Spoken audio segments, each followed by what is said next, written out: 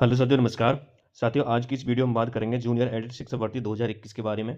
साथियों, आप सबको पता होगा कि इसमें भर्ती में पहले से बहुत कुछ होता हुआ आया है। 2021 में ये भर्ती स्टार्ट हुई थी, तब 4 साल बाद यानी 2025 में अब जा कर के कोर्ट से ये भर्ती को बहाल करने का आदेश आया है। लेकिन इसमें फिर से आरक्षण संबंधी जो है मामला वो गरमाया हुआ है, ठीक है? तो साथियों, बात करेंगे इसमें कि 83% अनारक्षित वर्ग यानी यूआर को दिए गए हैं। ओबीसी, एससी, एसटी के पद कम क्यों हैं, इसका भी कारण जानेंगे। और क्या ये दोबारा भर्ती जो है कोर्ट में जा सकती है, इसके बारे में बात करेंगे। तो बने रहना मेरी इस वीडियो में। अगर आप नए हैं तो प्लीज़ मेरे चैनल को सब्सक्राइब कर लेना और वीडियो को लाइक कर देना। तो वीडियो शुरू करते हैं, देखते हैं इसमें। साथियों, आप यहाँ देखोगे ये हिंदुस्तान के अखबार की कटी की न्यूज़ है, यहाँ पर दिया है हिंदी अंग्रेजी सहित 5 विषयों के कुल 1262 पदों पर की जानी भर्ती। अब भर्ती को 15 फरवरी तक कार्यभार ग्रहण कराया जाएगा, ठीक है? जूनियर एडिट शिक्षक भर्ती में 83% पद जो है यूआर यानी अनारक्षित को दिए गए हैं। अब बात करते हैं, यहाँ पे लिखा है उत्तर प्रदेश के जूनियर एडिट विद्यालयों में शिक्षक भर्ती की प्रक्रिया शुरू होने जा रही है। विशेष शिक्षा विभाग की ओर से हिंदी, अंग्रेजी, गणित, विज्ञान और सामाजिक विज्ञान विषयों में कुल 1262 पदों पर भर्ती होनी है। इनमें से 1051 पद यानी साथियों, आप यहाँ देखोगे 1262 में से 1051 पद जो है वो यूआर के लिए हैं, 115 ओबीसी और 96 एससी वर्ग के लिए आरक्षित किए गए हैं। जबकि हम बात देखें यहाँ पर जो है एसटी और ईडब्ल्यूएस के लिए यहाँ पर जो पदों के पद जो है वो शून्य शून्य है।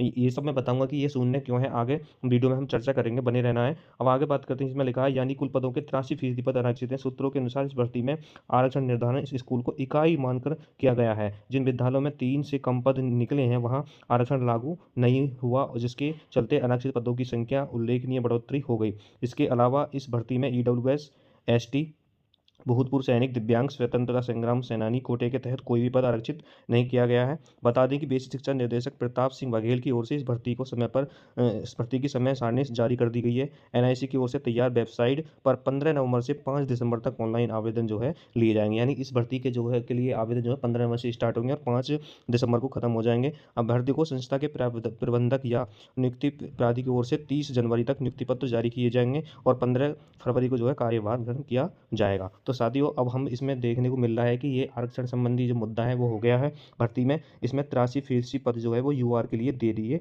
गए। यहाँ पर आपको दिखाई दे रहा होगा, यहाँ पर जो 5 विषय हैं, यहाँ 5 विषय को बांटा गया है। यहाँ पर आप देखोगे तो यहाँ पर 5 विषयों को यहाँ पर बांटा गया है, हिंदी, अंग्रेजी, संस्कृत, विज्ञान और सामाजिक में। अगर हम कुल पदों के यहाँ पर कुल पद हैं, ये यूआर के हैं, ये ओबीसी, एससी, एसटी और ये ईडब्ल्यूएस, ठीक है? आप यहाँ देखोगे तो एसटी और ईडब्ल्यूएस के लिए यहाँ पर कोई भी पद नहीं है, शून्य शून्य यहाँ पर दिखाई दिया गया है। साथियों, अब ये ऐसा क्यों हुआ है, इस बारे में हम बात करते हैं। ये मैं आपको बताता हूँ कि यहाँ पर जो है एससी, ओबीसी, एसटी और ईडब्ल्यूएस के लिए पद इतने कम क्यों हैं, ठीक है?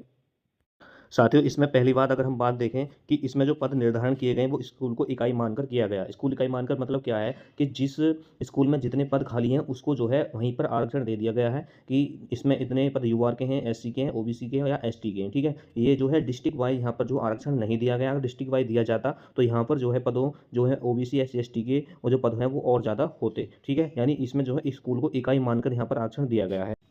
साथियों, अब बात करते हैं कि ये जो पद जो डिवाइड बांटे गए हैं वो किस आधार पर यहाँ पर बांटे गए हैं। ओबीसी, एसटी, एससी को इतने पद कम क्यों मिले हैं? साथियों, आप सबको पता होगा कि यहाँ पर जो है ओबीसी को जो आरक्षण दिया जाता है, ओबीसी की हम बात करें तो ओबीसी को जो मिलता है वो 27% मिलता है, ठीक है? अगर एससी की बात करें तो एससी का जो आरक्षण होता है वो 21% होता है और एसटी की बात करें तो एसटी का जो आरक्षण होता है वो होता है यहाँ पर 2%, ठीक है? अगर हम सबको जोड़ें तो यहाँ पर जो बैठेगा वो 50% बैठेगा, ये एससी है, ठीक है? तो यानी अनारक्षित यानी यूआर को छोड़ करके जितनी भी रिजर्व कैटेगरी है उनको तो 50% से अधिक आरक्षण नहीं दिया जा सकता है। अब बात करते हैं कि इतनी कम सीटें इनको क्यों मिली हैं, ठीक है? तो जैसे मान के चलो कि किसी स्कूल में 3 सीटें हैं, 3 सीट पर अगर मान के चलो कि 1 का प्रतिशत निकालें तो वो बैठेगा यहाँ पर 33.33, ठीक है? लगभग 33% मान के चलो। अब 33% तो मैं अब ये देखो कि इनमें से एक सीट किसको दे सकते हैं? क्या हम ओबीसी को दे सकते हैं? नहीं दे सकते, क्योंकि उसको 27% आरक्षण दिया जाता है, 27%, जबकि 33 यहाँ पर ये ज़्यादा हो जाएगा। एससी की बात करें तो एससी को भी नहीं दे सकते क्योंकि उसका 21% है और यहाँ 33 बैठ रहा है। एसटी की बात करें तो वो 2% है, तो उसको तो मिल ही नहीं सकती है, ठीक है? तो यहाँ पर जो है तीनों सीट जो जाएंगी वो यूआर के खाते में जाएंगी, यानी यूआर जो की 3 सीट यहाँ पर जो है मिल जाएंगे, ठीक है? यानी ओबीसी, एससी, एसटी को 0 पद मिलेगा 3 में से, ठीक है? अब दूसरी बात करते हैं यहाँ पर जो है, दूसरी बात अगर हम देखें, अगर मान के चलो कि किसी विद्यालय में जो है यहाँ पर 4 सीटें, कितनी सीटें हैं? 4, और 4 में से 1 का प्रतिशत निकालें तो वो बैठेगा लगभग 25%। कितना बैठेगा? 25%, ठीक है। तो 1 सीट किसको मिल सकती है? क्या ओबीसी को मिल सकती है? बिल्कुल मिल सकती है, क्योंकि यहाँ पर जो है ओबीसी का जो आरक्षण है वो कितना 27 है और ये कितना 25 है, यानी कम है, ठीक है। एससी की बात करें, क्या एससी को 1 सीट मिल जाएगी 4 में से? नहीं मिलेगी, क्योंकि यहाँ पर जो है एससी का आरक्षण कितना 21% है, और जबकि 1 सीट का कितना निकल के आ रहा है? 25, ठीक है। इसी प्रकार यहाँ पर एसटी को भी नहीं मिलेगा। तो 4 में से जो है 3 सीट जो है वो यूआर को मिलेंगी इसमें से, ठीक है। और 1 सीट जो है यहाँ पर जो है वो मिलेगी यहाँ से ओबीसी को, ठीक है। किसको मिलेगी? ओबीसी को, ठीक है। तो इस प्रकार से यहाँ पर सीटों का बंटवारा हुआ है। अगर मान के चलो किसी स्कूल में जो है 5 सीटें हैं, 5 में से अगर हम 1 सीट का प्रतिशत निकालें, 5 सीटें, ठीक है, 5 में से 1 सीट का प्रतिशत निकालें तो वो बैठेगा यहाँ पर 20%, ठीक है। ठीक है, 20%, 5 में से 1 का निकालें। अब ए को हम किस-किस को दे सकते हैं? क्या ओबीसी को दे सकते हैं? बिल्कुल दे सकते हैं, क्योंकि यहाँ पर जो है ओबीसी का आरक्षण कितना है? 27% है। एससी का कितना है? क्या एससी को मिल जाएगी? 21%, बिल्कुल मिल जाएगी, क्योंकि यहाँ पर 1 सीट का वो कितना है? 20% है। तो इसमें 5 में से यूआर को मिलेंगी यहाँ पर 3 सीट, यूआर को कितनी मिलेंगी? 3, ठीक है। और ओबीसी को जाएगी 1, ओबीसी को 1, और एससी को भी यहाँ पर जो है 1 सीट देखने को मिलेगी, ठीक है। तो इस प्रकार से साथियों यहाँ पर जो है ये सीटों का बँटवारा यानी आरक्षण दिया गया है।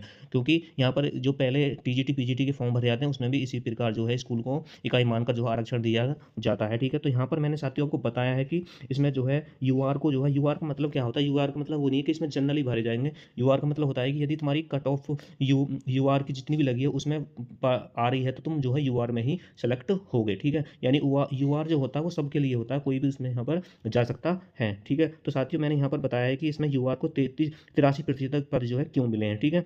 तो अब बात करते हैं कि क्या ये भर्ती जो है हमें कोर्ट के अधीन भी जा सकती है? सुनने में तो यही आ रहा है साथियों, यहाँ पर जो है ये कुछ लोग जो यहाँ पर पदों को लेकर जो वो कोर्ट भी चले गए, ठीक है। लेकिन साथियों देखना ये होगा कि कोर्ट किस दिशा में यहाँ पर जो है डिसीजन देती है या डिसीजन लेती है। लेकिन भर्ती प्रक्रिया अभी यहाँ पर जो है 15 नवंबर से स्टार्ट हो जाएगी। आप जा कर के पहले फॉर्म फिल कर लेना, ठीक है। उस प्रकार जब मेरिट बनेगी तो उसमें सब यहाँ पर देखा जाएगा, ठीक है। तो साथ ही इसमें अगर और भी कोई खबर निकल के सामने आती है तो मैं आपको टाइम टू टाइम बताता रहूँगा। तो इस वीडियो में बस इतना ही, धन्यवाद।